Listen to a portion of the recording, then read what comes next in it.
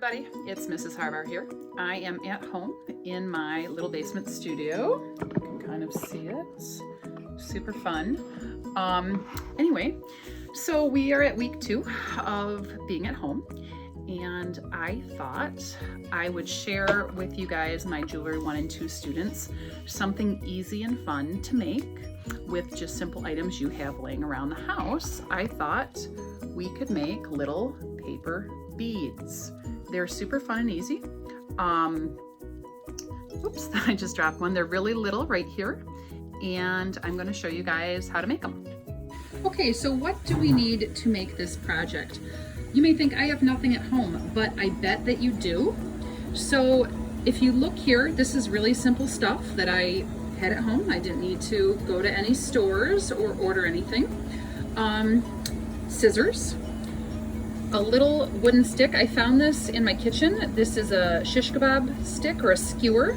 All right. A little wooden dowel would work. If you or anyone in your house knits or crochets, those needles would work. That would be fine.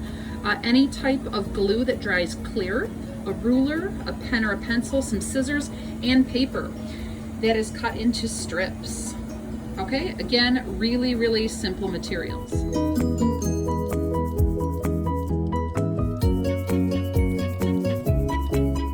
Okay, let's get started. I'm going to show you how to do this. It's really simple. If you can see right here, I just took some junk mail. I've got a ruler and a pen and some scissors. What we're going to be doing is taking this paper and cutting into little long strips like that one there. Okay, it's pretty simple. Other types of paper that you can use, some scrapbook paper if you have it, maybe old wrapping paper, really anything that has kind of an interesting print on it. But again, your junk mail, which we all have tons of it, works really, really well. Now, if you look at my paper here, I've actually pre-scored and pre-drawn some lines on the paper, and then I'm going to cut them out. But what I'll show you is quite simple. On your piece of paper, if you start at the top and you just give yourself about a pinky width apart, and you put your ruler at a diagonal so it comes to the edge of the paper, and draw your line. It's really simple. And then you're just going to tilt it the opposite way on the other side. So now I'm going to take my paper. My ruler is going to stay here. I'm going to slide this over to about a pinky width apart, and I'm going to make it go this way. And then I'm going to do the same thing this way.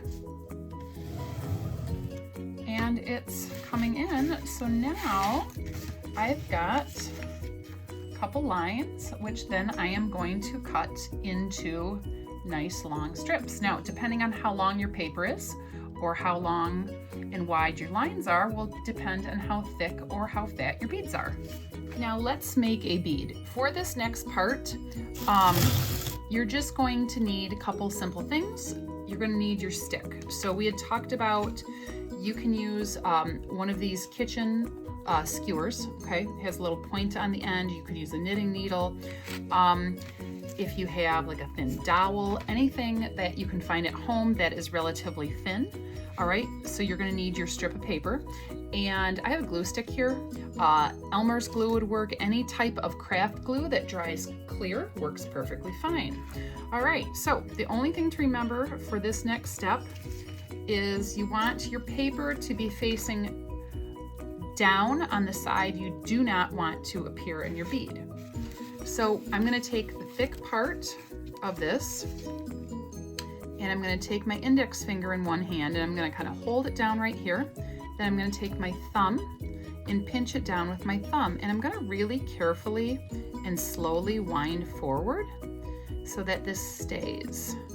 Now, they make some fancy tools that you can order online to do this, with little slots in it to make it really easy, but I don't think they're necessary. If you want one, ask your parents if they'll get you one, but not necessary. What I found the key is doing this nice and slow, but you see how my fingers are all staying really close together.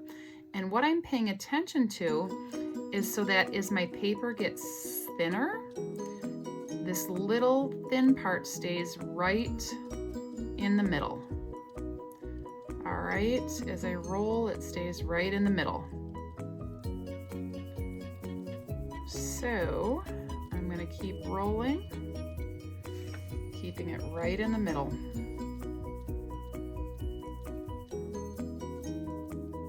All right.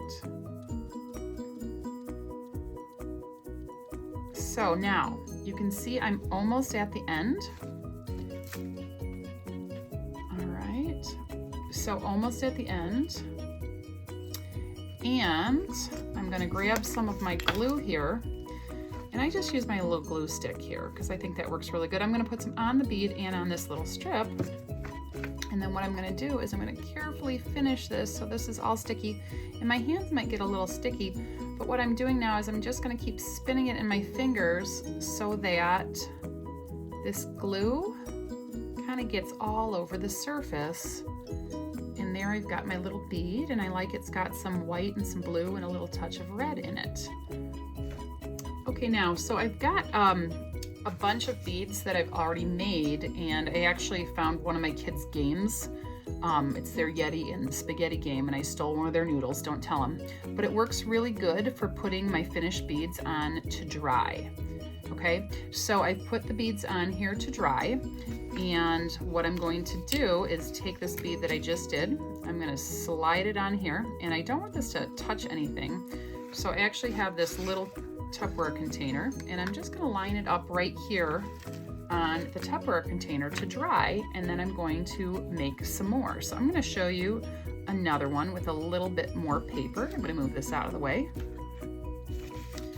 Okay, so again, I've got my stick, got my glue handy, and let's see, I'm gonna grab some of the scrapbooking paper now. So I'm gonna make another little brown bead under here with my scrapbook paper. Again, color side goes down. All right, so I'm gonna roll this again toward me. So I'm pinching the edge with my thumb right here, and I'm gonna roll this forward, and if you need a couple tries, that's okay. I've had a couple of them kind of unroll on me. Like anything else, it takes practice. But it's really important just to hold your fingers really tight and really close. It's kind of like when we make jump rings in class, guys. You know, it's just having nice and steady hands. But again, with a little bit of practice, these are pretty easy to do. I bet you could even do these with your family. Everybody could make beads out of junk mail or wrapping paper, scrapbook paper, whatever you've got, construction paper. All right, so obviously again, the longer you cut your strips and the wider they start at top, the bigger or the smaller your beads will be. Okay, so I'm right at the end. So again, I'm gonna take my really fancy glue stick here. Just put some glue on there. See, again, nothing fancy about this, right? Okay, so I'm gonna just kind of spin this in my hand and keep making this. All right, so this one is ready to put with the rest of them, and I'll show you how to do a final finish on these. Okay, so this is the last little part of this. I've got my finished beads here on my little stick, and again, this is just a stick I took out of my kids' game. Shh, don't tell them. What we want to do last is coat the beads with some type of a clear kind of a varnish. And just looking around the house really quickly, I found some fun stuff. This is just a clear glitter nail polish, and I really like that because I don't actually like it on my nails, but it was really pretty to coat some of these beads. The other thing I happen to have at home was this Mod Podge. Some of you will have this. And then the other really simple thing that works is just Elmer's glue. You can just put some in a little disposable cup and thin it out with water. Let's see, if you don't have any of those things, what you might have is hairspray. Hairspray would work, do it outside. And then anything else that you can think of, you could message me and let me know, or as long as it's something that's reasonably safe, give it a try and let me know if you found that it works. So anyway, once these are done, you can collect them And you can string them together with any type of crafting string. You can string them together with yarn. You can use some wire if you have that at home. So I'd love to see what you do with your beads. And I'd love to share this, have you share this with your families. So again, let me know how this works out for you and reach out if you have any questions. Have fun and enjoy.